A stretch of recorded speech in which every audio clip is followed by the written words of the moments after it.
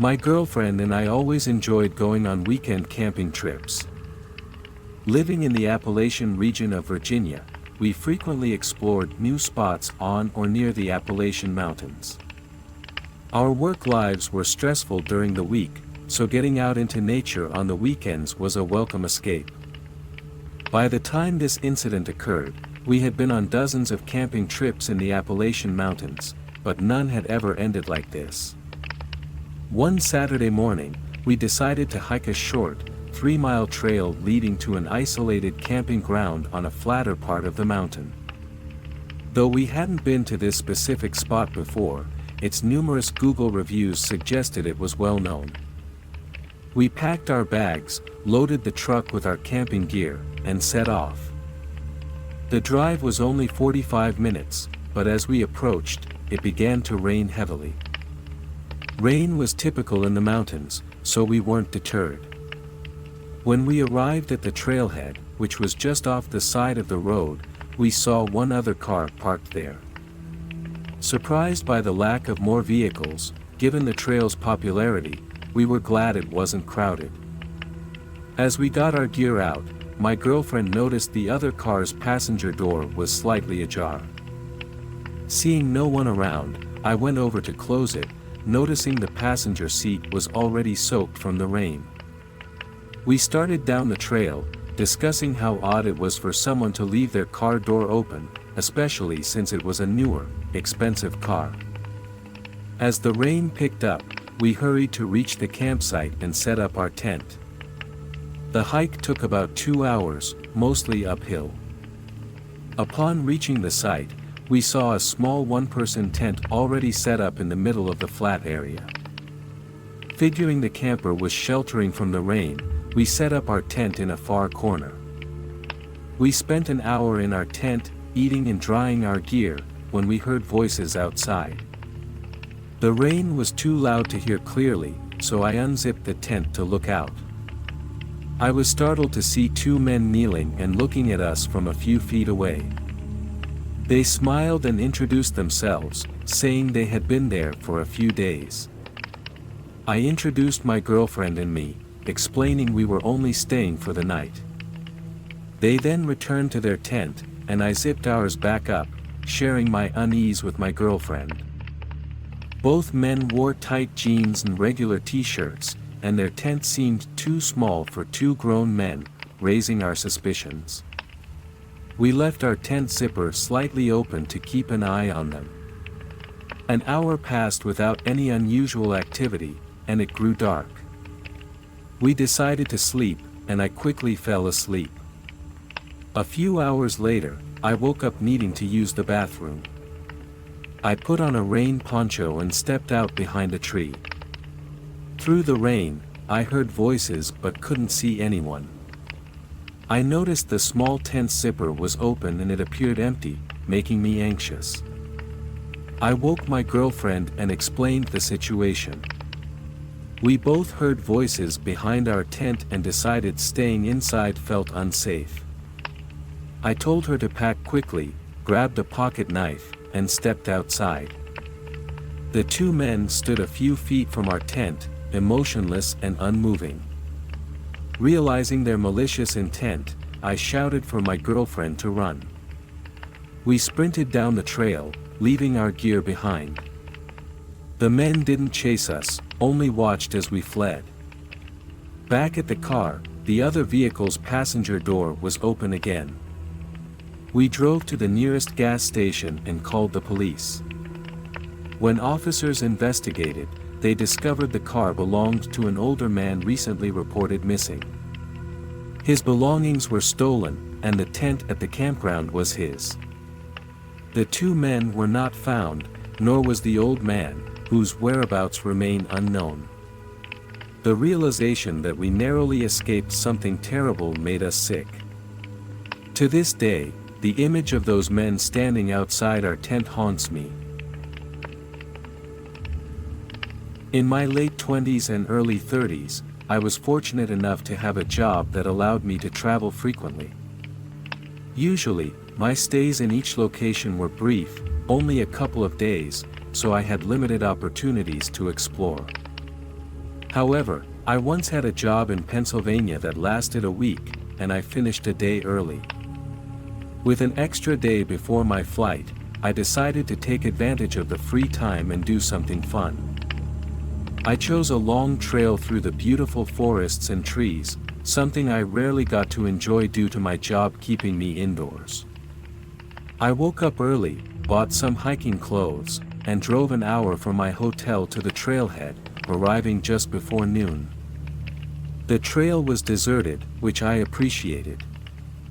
Online information indicated it would take about 6 hours round trip, making it an all-day activity. Armed with a small backpack containing a water bottle and snacks, I set off. The first hour was peaceful, a welcome escape from my stressful work life. However, I soon noticed a man sitting beside the path, appearing to sleep with his head down and a hoodie covering his face. As I approached, he looked up and stared at me, making me uneasy. I continued walking, occasionally glancing back to ensure he wasn't following me. After a couple of hours, I grew tired and hungry. Finding a small log on the edge of the path, I sat down to have a snack. After a few minutes, I saw the same man approaching. He was still a distance away, so I quickly packed up and continued down the trail to avoid interaction. However, a few minutes later, I heard running footsteps behind me. Turning, I saw the man jogging toward me. I stepped aside, hoping he would pass, but he stopped in front of me. Feeling nervous and uneasy, I watched as he reached into his pocket and held out a wallet, claiming I had dropped it. The wallet wasn't mine and was clearly empty. I told him he was mistaken, but he insisted, growing visibly angry. Unsure what to do, I reluctantly took the wallet. He smiled, said "You're welcome," and continued down the trail. Puzzled and uneasy, I inspected the wallet, finding it old and worn with nothing inside. Deciding I didn't want another encounter, I headed back to my car. As I walked, my anxiety grew, and I constantly checked my surroundings. Finally, I saw my car as the sun began to set. To my alarm, I noticed a shadow behind the car, suggesting someone was crouched down. Realizing running away would likely end badly, I quietly reached for my keys and walked towards the passenger door. Quickly unlocking and entering through the passenger side, I heard the man jump up and run to the driver's door, which I managed to lock just in time. He banged on the window, demanding the wallet back, but I ignored him, reversed onto the main road, and drove away. As I left, he retreated into the trees. I stopped at a nearby police station to report the incident and handed over the wallet. Back at my hotel, I called a friend to recount the bizarre experience. It's clear he intended to rob me or steal my car, but the wallet's purpose remains a mystery. I'm just grateful I escaped unscathed and without losing anything. Now, I always carry a small pocket knife when I go for walks, as you never know what crazy situations you might encounter. It was near the end of October last year, a perfect time for hiking as the weather was neither too hot nor too cold. I had a group of friends who I often hiked with, but their irregular work schedules made it hard to coordinate trips. Consequently, I frequently embarked on shorter hikes alone, relishing the peace and quiet. One weekend, I had time off and decided to hike a nearby trail and camp overnight. I had been on this trail a couple of years earlier and had always wanted to return. It was a loop trail, taking about a day and a half to complete. I parked in a small gravel lot and set off early Saturday morning. The first few miles were flat, passing through grassy fields before leading into a forest at the base of a small mountain. By midday, I was deep into the forest when I spotted a man ahead. Initially, I couldn't tell if he was walking toward or away from me, but as I got closer, I realized he was heading my way. This trail wasn't very popular during my last hike. I hadn't encountered anyone. Given it was the weekend, I thought he might just have had the same idea as me. However, as he approached, I noticed he wasn't carrying a backpack. Considering I was 6 or 7 hours into the trail, this struck me as unusual. No one would venture this far without even a water bottle. When he was a few feet away, he waved. I returned the gesture, staying polite but cautious due to the isolation. After he passed, I heard his footsteps stop and the dirt crunch as he turned around. I looked back and saw him facing me. He then asked something unsettling, "Where's your group?" I was taken aback. Was he aware that I usually hiked with friends, or was he trying to determine if I was alone? Either way, it made me nervous. I told him my group was just a couple of minutes behind me. He smiled, said good, and continued walking. I continued in the opposite direction, feeling increasingly uneasy.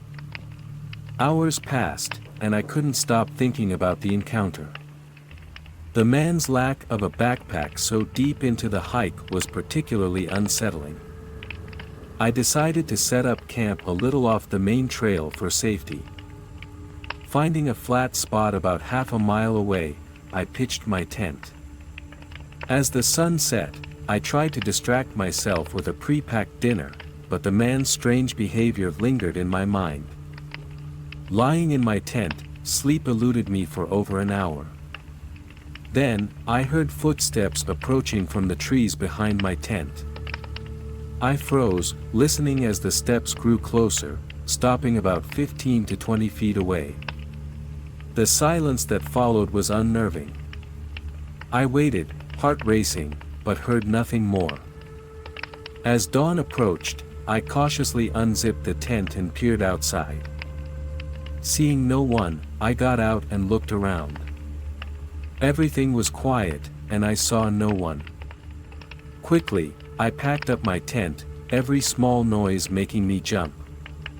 Heading back towards the trail, I noticed clear footprints in the dirt behind a tree near my tent.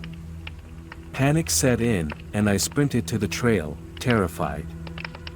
Back on the path, I decided to retrace my steps rather than continue the loop, fearing the man might be waiting ahead. Fortunately, I reached my car near sunset without further incident.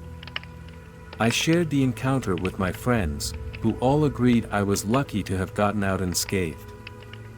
I reported the suspicious activity to the police, but there wasn't much they could do. Now, I'm much more cautious when hiking and camping, rarely going without my friends. I'll never know what that man's intentions were, and I hope no one else has to find out. The sun dipped below the horizon, casting long shadows through the dense forest. Clara and her friends, Jake, Emily, and Max, had just arrived at the secluded camping spot they had picked out weeks ago. It was supposed to be the perfect weekend getaway, just the four of them, away from the bustle of the city, reconnecting with nature. Clara had always loved the forest, with its calming rustle of leaves and the way the sunlight filtered through the canopy. But tonight, as darkness enveloped the trees, she felt a strange unease. They set up camp near a small clearing, their tents positioned around a hastily built fire pit. Jake, the group's self-appointed grill master, started a fire, while Emily and Max set up the tents.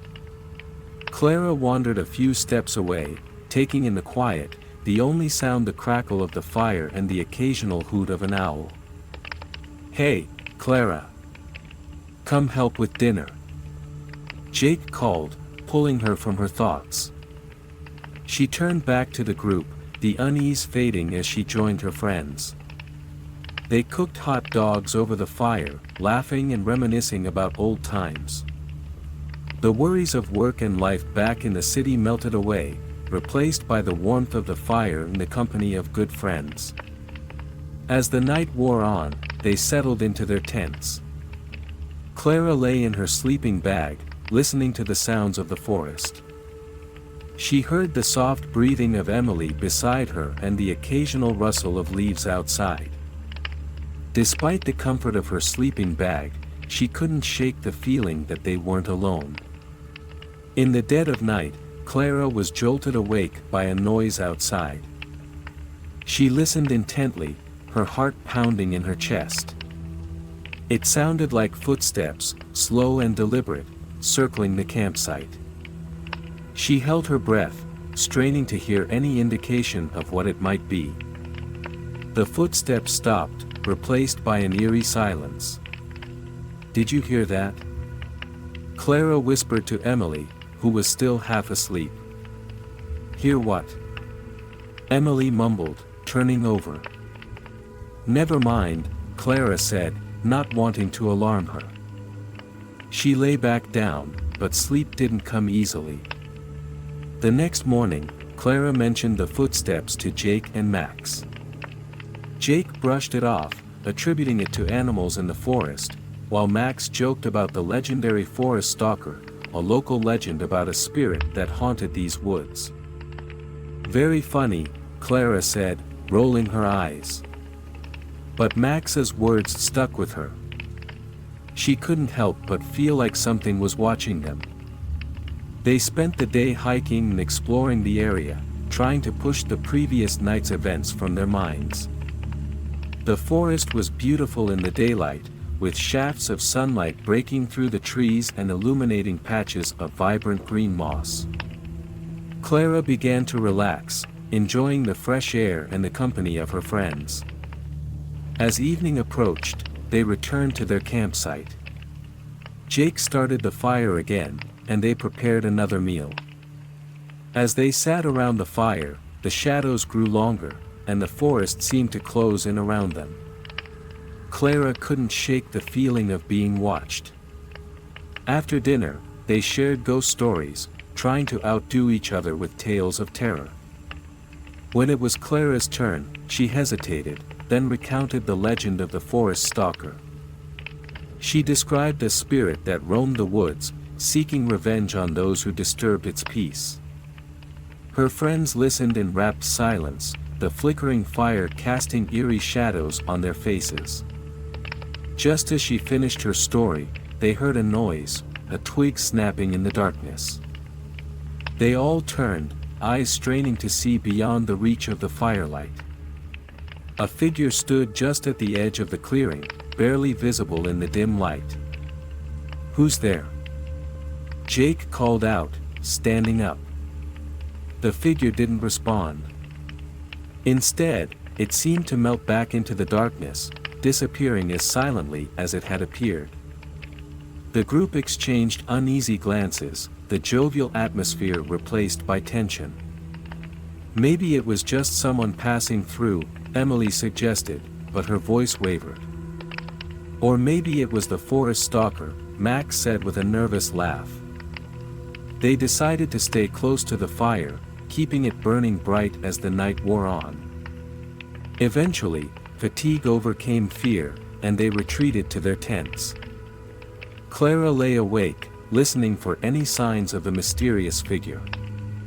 She heard nothing but the crackling of the fire and the soft sounds of the forest. In the early hours of the morning, Clara was startled awake by a blood-curdling scream. She bolted upright, fumbling for her flashlight. Emily was already awake, her eyes wide with fear. "That was Jake," Clara whispered, scrambling out of the tent. She rushed to Jake and Max's tent, but it was empty. The fire had burned down to embers, casting long, flickering shadows. "Jake! Max!" Clara called out, but there was no response. Emily joined her, clutching her flashlight like a weapon. "Where did they go?" Emily asked, her voice trembling. Clara's mind raced. The scream had come from the direction of the forest. Without thinking, she and Emily headed toward the trees, the beam of their flashlights cutting through the darkness. They called out for their friends, but the only answer was the rustle of leaves and the distant hoot of an owl. They followed a narrow path deeper into the forest, their footsteps crunching on the underbrush. Clara's heart pounded in her chest, fear gripping her with every step. Suddenly, Emily grabbed her arm, pointing ahead. There, illuminated by their flashlights, was Jake. He was standing perfectly still, his back to them. "Jake! What happened?" Clara called, rushing forward. But as she got closer, she saw something that made her blood run cold. Jake's eyes were wide open, his mouth frozen in a silent scream. He was standing on the edge of a steep drop, teetering dangerously. "Jake, don't move!" Clara shouted, but it was too late. Jake toppled forward, disappearing over the edge. Clara and Emily screamed, rushing to the cliff's edge. They looked down, but there was no sign of Jake. The drop was too steep and the darkness too thick. "We have to find Max," Emily said, her voice shaking. They turned back, their flashlights flickering in the darkness. As they made their way back to the campsite, Clara felt a chill run down her spine. She glanced over her shoulder, certain she saw a shadow moving in the trees. She quickened her pace, Emily close behind. When they reached the campsite, it was eerily quiet. The fire had completely died, leaving only a faint glow of embers. Max's tent was still there, but there was no sign of him. "We need to get out of here," Clara said, her voice urgent. "We need to find help." They gathered what they could and started toward the trailhead, the darkness pressing in around them. The forest seemed to come alive with sounds, whispers, footsteps, and the occasional snap of a twig. Clara's mind raced with fear and confusion. What had happened to Jake? Where was Max? As they hurried down the trail, they saw a figure standing in their path. It was Max. Relief washed over Clara, but it was short-lived. Max's expression was blank, his eyes empty. "Max, what happened?" Clara asked, but he didn't respond. He raised his hand, pointing back the way they had come. Clara and Emily turned to see the shadowy figure from before, now closer, almost within arm's reach. "We need to run," Clara shouted, grabbing Emily's arm. They sprinted down the trail, not daring to look back. The forest seemed to close in around them, the trees reaching out like dark, twisted hands. They ran until they couldn't run anymore, collapsing in exhaustion on the trail. Clara looked around, trying to catch her breath. The forest was silent again, the oppressive darkness making it hard to see anything. "We have to keep moving," Emily said, her voice barely a whisper. Clara nodded, pulling herself to her feet. They continued down the trail, every sound making them jump. The night seemed endless, the path stretching on forever. Just when Clara thought they couldn't go any further, they saw the faint glow of dawn breaking through the trees. They quickened their pace, desperate to reach the safety of daylight. As the sun rose, the oppressive feeling began to lift, the forest returning to its familiar, benign self. They reached the trailhead, collapsing in relief. Clara pulled out her phone and called for help, her voice trembling as she explained what had happened. Within hours, search and rescue teams arrived, scouring the forest for any sign of Jake and Max. Clara and Emily watched from the safety of their car, their ordeal finally over. But as the rescuers disappeared into the trees, Clara couldn't shake the feeling that they hadn't seen the last of the forest's dark secrets. The crisp autumn air filled Clara's lungs as she and her friends, Jake, Emily, and Max, ventured into the dense forest. The group had planned this camping trip for months, eager to escape the city and immerse themselves in nature. Clara had always loved the forest's tranquil beauty, but today, as they walked deeper into the woods, an unshakable sense of foreboding crept over her. They arrived at their chosen campsite, a secluded clearing surrounded by towering pines. The sun was beginning to set, casting long shadows that seemed to dance ominously among the trees. Clara helped set up the tents and gather firewood, trying to ignore the growing unease gnawing at her. As night fell, they sat around the campfire, its warm glow providing a semblance of comfort. They cooked hot dogs and marshmallows, sharing stories and laughter that echoed through the silent woods. The camaraderie and flickering flames eased Clara's nerves, but the feeling of being watched lingered. Around midnight, the group decided to call it a night. Clara lay in her sleeping bag, listening to the forest's symphony of nocturnal sounds. The rustling leaves and distant hoots of owls, once soothing, now felt menacing. She closed her eyes, willing herself to sleep, when a sudden snap of a twig outside the tent made her sit bolt upright. "Did you hear that?" she whispered to Emily, who was already half asleep. "Hear what?" Emily mumbled, turning over.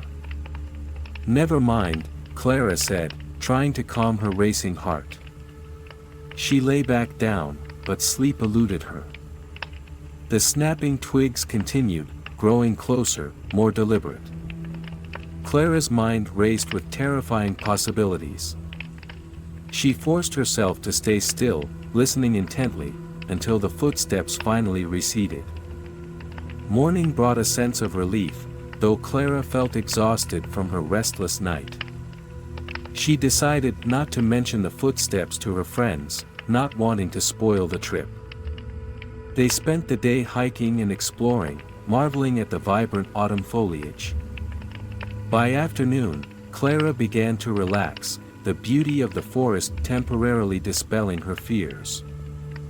As evening approached, they returned to their campsite.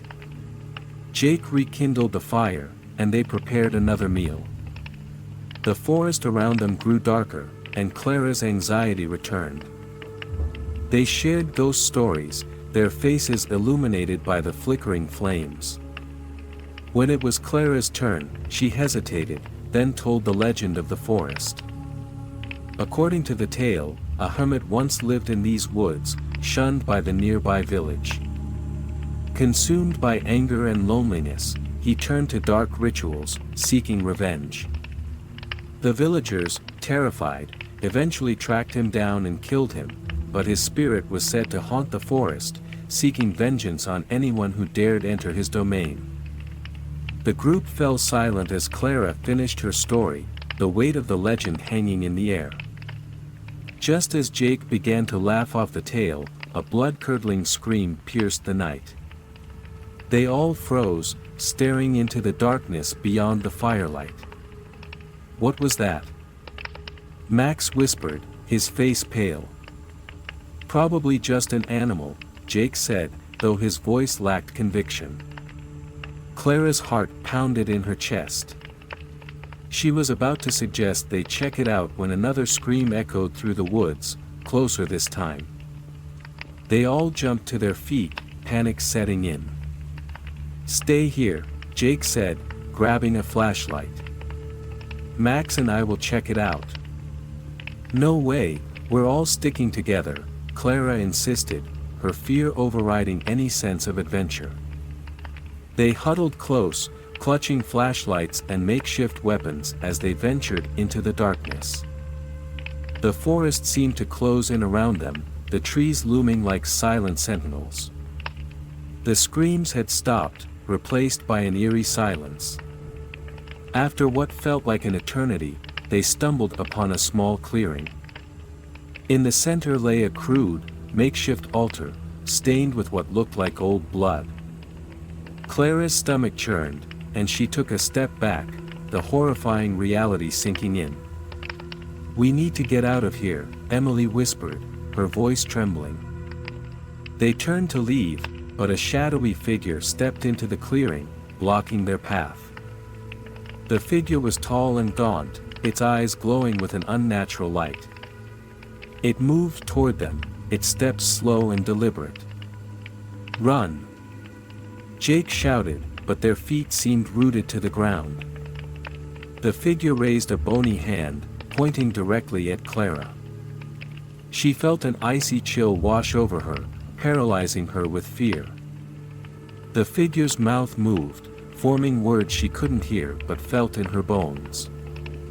It was as if the forest itself was speaking, its voice ancient and malevolent.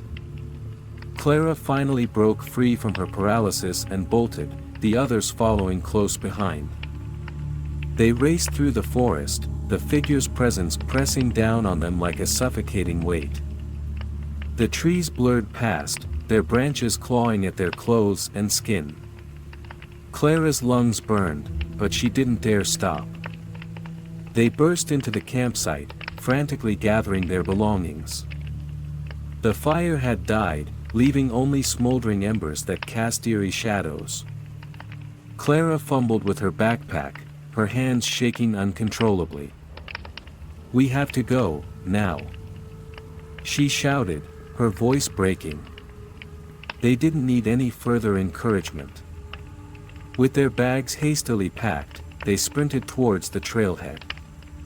The forest seemed to come alive with whispers and rustling leaves, the shadows dancing just out of reach.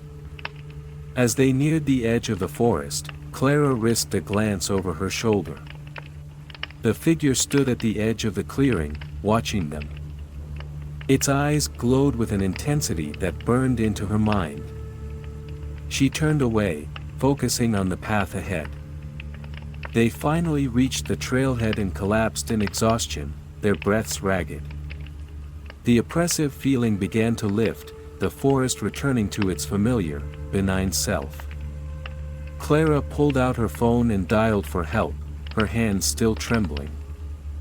The authorities arrived soon after, skeptical but concerned by their frantic story.